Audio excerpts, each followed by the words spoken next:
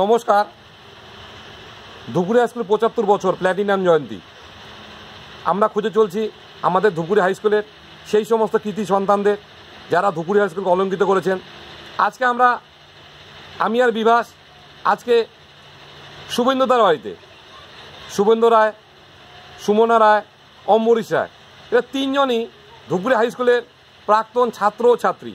শুভেন্দুদা 1981 Dhupguri high স্কুলে মাধ্যমিক খুব কৃতি ছাত্র ছিল, HS 83, তারপরে গ্র্যাজুয়েশন, তারপরে সেই সময়ে রেলে চাকরি ভুবনেশ্বরে 7 বছর সেখানে চাকরি করতেন। সেখান থেকে NF রেলওয়েতে এখন ট্রাফিক ইন্সপেক্টর। শুভেন্দুদা খুব কৃতি ছাত্র ছিল। আমরা মাধ্যমিক 83, শুভেন্দুদা সেই সময় মাধ্যমিকে স্টার।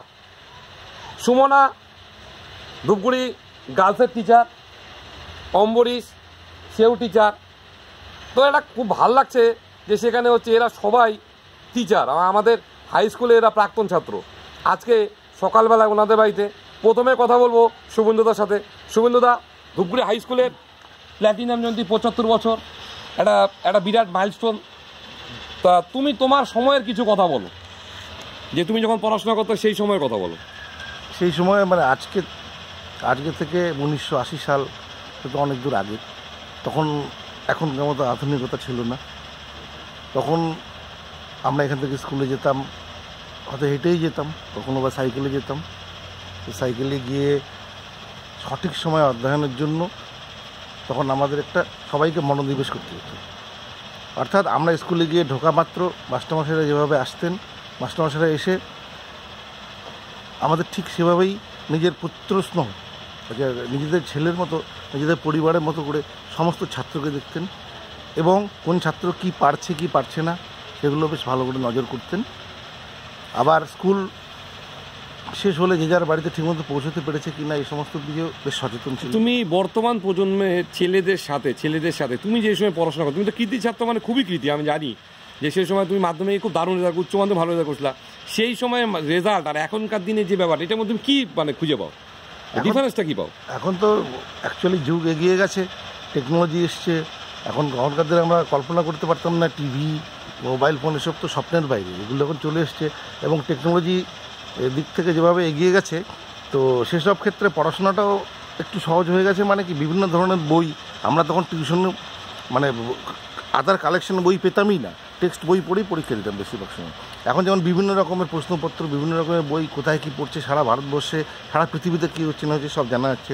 সেই তুলনায় পড়তে গেলে এখন খুব সহজ ব্যাপারটা, তবে পড়াশোনার টাইমটাকে দিতে হবে এবং টেকনোলজিক্যালি এই অ্যাডভান্সটাকে আমি সাপোর্ট করি। এর সঙ্গে মিলিয়ে সবাইকে চলতে হবে, তা নাহলে তো আমরা পিছিয়ে পড়বো।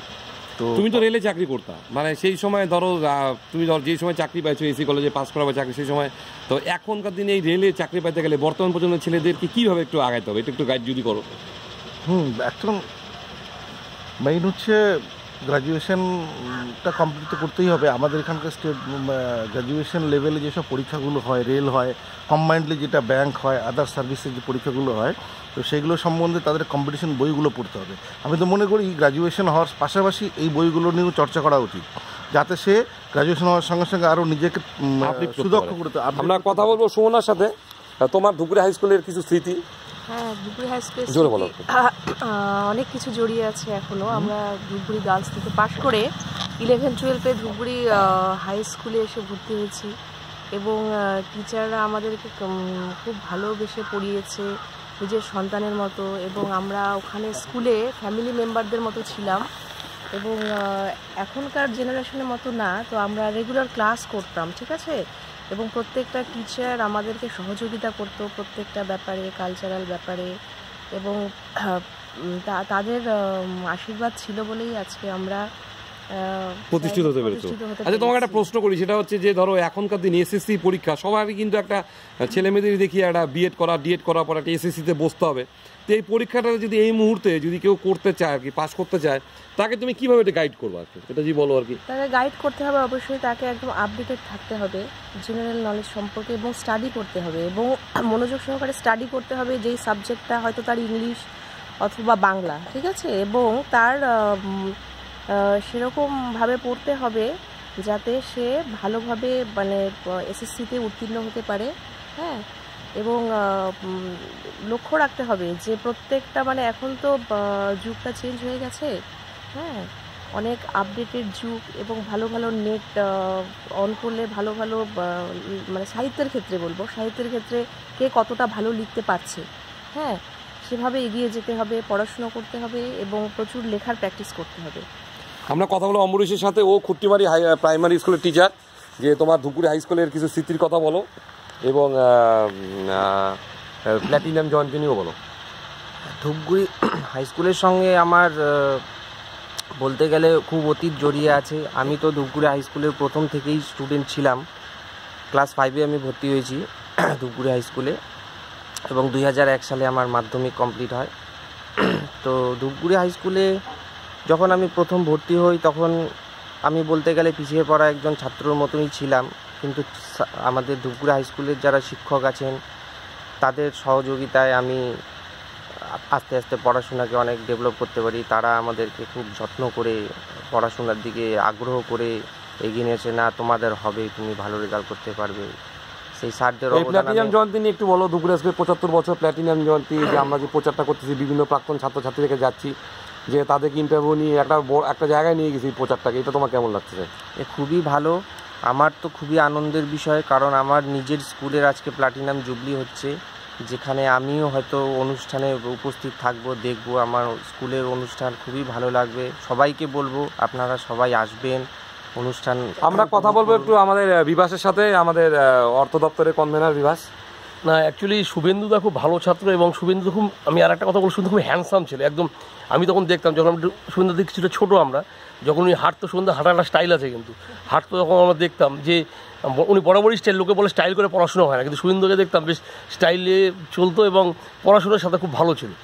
এবং আমি সুমনার সাথে আমি খুব ক্লোজ রিলেটেড ছিলাম, মানে সুমনা, আমি যখন ছাত্র রাজনীতি করতাম সুমনা খুব আমাদের সাথেও ইয়ে ছিল এবং সুমনা খুবই ভালো মেয়ে। এবং ভাইকে আমি খুব, অম্বরীশকে খুব একটা আমি মানে ওর সাথে আমার জানকারি নেই। তো আমি চাবো যে এই 3 জন কৃতি সন্তান একই পরিবারে আছে। ওনার বাবা গোবিন্দ রায় খুবই পরিচিত লোক ধূপগুড়ি, তার সন্তান হিসেবে আগামী 23 তারিখ আমাদের যে পুনর্মিলন উৎসব হবে, সেই উৎসবে কিন্তু সবাইকে আন্তরিকতার সাথে থাকতে হবে। এটা আমার অনুরোধ ধূপগুড়ি স্কুলের পক্ষ থেকে বা ধূপগুড়ির প্রাক্তন ছাত্রদের পক্ষ থেকে এই 3 জন কৃতি সন্তানের কাছে, যাতে তারা 23শে জানুয়ারি ধূপগুড়ি স্কুলের পুনর্মিলন উৎসবে তারা থাকে। অ্যাকচুয়ালি ধূপগুড়ি আজকে 75 বছর প্ল্যাটিনাম জয়ন্তী, জানুয়ারি 19 থেকে 21-22 3 দিনের প্রোগ্রাম। আজকে আমরা মানে কথা বললাম আমাদের শুভেন্দুদার সাথে, সুমনার সাথে, অমরেশের সাথে। এরা প্রত্যেকে কিন্তু আমাদের 21-22 3 দিনই থাকতে, 23 তারিখে স্পেশালি প্রাক্তনীদের প্রোগ্রাম। সেদিন আমরা শুভেন্দুদাকে আমরা সম্বর্ধনা দেবো, সুমনাকেও দেবো, অমরেশকে দেবো। তো আপনারা কিন্তু থাকছেন, আপনারা থাকছেন, কিন্তু ওনারা থাকছেন, আপনারাও থাকতে হবে। নমস্কার, আবার দেখা হবে।